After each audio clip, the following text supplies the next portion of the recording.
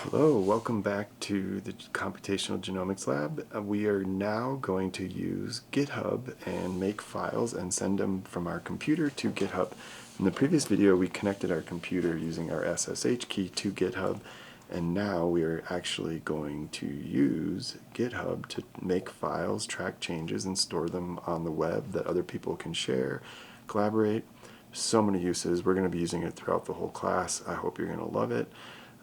Git can get confusing, but luckily we have a step-by-step tutorial here. And also I just want to point out that all these steps we're going to go through are here on the class GitHub in lessons, O2 getting Git, O2 initializing a Git repository. And so everything I'm going to be doing a bit fast, you can come back and it's just step-by-step right here in this document. But I've also made a separate GitHub so that we can go through this and go through the same things all at the same time. So I'm here. Now the first thing you have to do is make a GitHub account. There's a link for that in the markdown file for class, or just search start new GitHub, and you'll sign up, verify your email, and then you'll see something like this. And so if we go to repositories is where we are, we're going to make a new one. And so this is my GitHub name here in the folder I'm going to make, or repository, where if I'm working on a project, that's what you would call this folder. I'm going to call it Genomics here, and I'm not going to touch anything else. So what we're going to do is initialize the repository on the GitHub website, but then we're going to go to our local terminal on our local computer, make some files, and then send them to GitHub. And that's the way you would typically do it. So let's do create repository. Cool. Oh, nice. GitHub gives us some instructions on how to do this. So you could follow these instructions, but there's a couple things that are buggy here. That is telling us to connect our computer versus an HTTPS. That's annoying because then you have to type your username and password every time. But worse, GitHub doesn't support it anymore, so I don't know why they're suggesting it. But luckily, we have a step-by-step tutorial that we can do that. So it's saying here, let's copy its instructions until we need to change it. I'm just going to copy this from here. It's also in the class tutorial. We're going to go to iTerm and do a list. And so I'm going to make a directory. Nice, we know all our bash terms now. So make directory Genomics. It's good practice to make it the same as the repository name. And so I might have this folder now. I'm going to go into it. This is where my project will be. So imagine you want to call it class, or another project you're working on to learn more coding skills. You can make a new folder, do this process, and have it then be a new repository or different project on your GitHub website. Okay, so let's make two files just so we can look at this a few different ways. So I'm going to make nanotest.txt, typing something in here, and just so there's something there. And then I'm going to make a second file, test2.txt, and say something else. Okay, so we have two files in this folder. It's just a folder as of right now. And GitHub told us to do this echo thing. And so echo just repeats what's ever in the quotes. And so it's going to print Genomics, and it's going to push it to a file called readme.md. So it's going to make that file in your terminal here on your local computer. And so it's always good to have a README. It basically usually tells you what the project's about, what you're working on, who you're working with, or instructions on how to use the code, so you can collaborate and share on GitHub. Okay, so now if we do a list, we see we just made that README file. And let's just see what's going on with Git. Well, first we have to initialize Git. So the first command, you have to do this only once for a directory, is git init, and init stands for initialization. Cool, so now if we do a list, we can see this .git folder here, and we could go into it. It's actually a directory, and it has its own stuff in there. That's all the stuff Git needs for its own things. And okay, so now that it has a Git thing, it's saying I'm going to track all the files in this folder. Even if you make more files in that folder, it'll still track the documents in there. However, you don't want to track big files like big data files, sequencing files, other things, and we'll get into how to prevent that with a .gitignore in another class. But that's something you're going to want to do right away before you start doing too much. Otherwise, GitHub's going to try and take these megabit, 100 megabit files, and it'll say that's too big for me. Okay, so we have initialized a Git repository here. Let's just see what the status is. Okay, so it says I know there's 3 files. They're untracked. And so what we have to do first is add them. And we're going to go through these steps. It becomes really simple after you've done it once. Okay, so let's do git add test.txt. That's the command, git add, and then the file name. Okay, so let's do git status. Now one of these should be green. Nice. So it says changes to be committed. That's going to be our next step, is test.txt. Now let's say we wanted to save some time and not have to go through each file all at once. We can do git add --all, and they will all do it. Or you can do git add dot, which means everything that's right here in this dot add to my committed stage. So let's just do --all and do git status. They should all be green now. They are. Awesome. We're ready for the next step. So here's where GitHub, so we did the git init, and then we added readme and a couple extra files. And so now we're going to commit to, and then we have to tell it where we're going to go, and that's where we're going to change it a little bit from what it says here. So let's just follow these instructions. There's also the instructions in the class markdown. And so let's do git commit -m, my first commit. Nice. And we're going to do these again so that it makes more sense in a simpler way after we've initialized this. Okay, congratulations. You've done your first commit. Then it said 3 files have changed. There's these insertions. You'll see that all on your website in a second. But now the problem is this folder's great. It's being tracked by Git, but it doesn't know where your GitHub website is. And so that's where we have to tell it what branch you're on and where your GitHub web link is.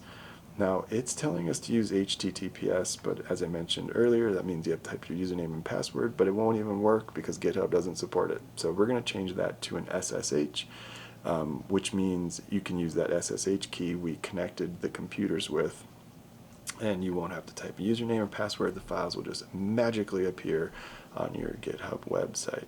So let's do this one first.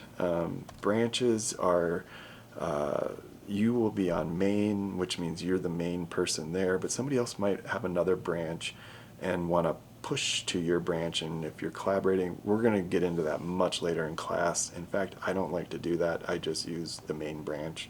But it's just good to know that in your GitHub repository or project, you can have multiple layers that different people can have access to and permissions. And so there's ways to collaborate that way. Okay, so now we're going to just add that.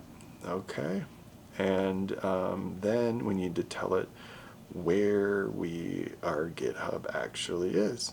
Okay, so that is where we're going to change what it's saying just a little bit here. So we've done the commit, we changed to the main branch, but let's check the version here, and it should show us the problem here. Okay, it doesn't even have one yet, but we don't want that HTTPS, so what we're going to do is make this here, where it's git@github.com, that's just the web for all GitHub repositories, colon, your GitHub name. So if you named yours Colorado, that would be your name here, and then / the name of this repository, like mine's Genomics. So this is mine here. It won't work for you because your SSH key is different than mine and won't connect to this, but this is just a way you can model it. You can also get it from here, where you can get the code for this repository, but we're going to make it simpler. Oh, so here, so it's saying if this basically is doing is this same thing. So if you prefer to do this, you could click on your repository and say, I want to connect via SSH, and then this means copy here, so I'll do that. And we'll paste that in. Sorry, I did mention GitHub can get confusing. I've now changed our directory. This will happen. Bugs, we welcome bugs. Bugs happen. But I had set URL, and that's for the HTTPS that we don't want. So we just have to type in git remote add origin, and then the name of your GitHub repository that you can get from this right here. And so if I just copy that and add that, it's going to say I already added it because I tested it real quick. So yes, it already exists, but if you type that in, you will now know where it is. So if we do git remote dash version, git remote dash v, it's saying where my origins are is to fetch or grab things from. You can pull from GitHub if you changed it on the web, or now push from your computer to there. Again, these terms are going to become very similar, very obvious like the Unix commands, but when we first set it up, it takes a second. Okay, so we have our files. Let's do our git status. Nothing to commit. We've already told them we haven't done it, but we haven't pushed them to our actual GitHub yet. So if we go to our thing here and hit refresh, we don't have any files. It's still the same thing. But in a minute, we're going to have this all populate with the files we have just made. Okay, so now we're just going to do the push. So that's the last step here. And GitHub gave us those instructions. It says git push -u origin main. So this, again, we're only going to have to do this once, but we're initializing this to say what branch. We want main branch. We want to know where your GitHub website is. And then we're going to do a push to the main branch. Okay, it's saying first time it's like, are you sure you want to connect to this? And therefore now we should have everything up on here when we do this, and look at that, magic. It went from our computer to being here. We can look at what has changed and type something in here, something else. So nothing's really changed, everything's green. We'll get into that stuff more, but I know that was probably really confusing. So let's make some changes and watch these files change. So we went from having nothing here, typing them on our computer, and now they're up on our GitHub repository. In this case, mine's called Genomics. And let's clear this up. It gave us a bunch of information on that first push, but let's do a list here, and let's nano test2.txt. And I'm going to type in, okay, this is going to be so much easier now that we did git init steps. Okay, so I know that's a lot, but it is really confusing, but you have a step-by-step guide now that will work just fine. And so now let's do git status. Okay, so it's saying we modified test2, so we're going to now do git add test2.txt, and then git commit -m, my second commit, and then tells us what changed, and git push. That's it, and it did that. I'm going to clear all this info, but let's go back to our website and look, and we can see, aha, just that one file changed, my second commit. We can look in there and see, oh, look at, this is what was added in green here. So that's it. And just if you're in the class at CU, go ahead and go to Fiji and follow those same steps. I know it's confusing. Git is never easy, but it gets easier the more you use it. And I hope you can see now that you can go from your terminal, modify some files, type in your code, do your work, and at the end of the day you always want to git add, git commit, and git push. There's an often used joke that in case of fire drill, git add, git commit, git push, run for the door. All right, we'll see you next time.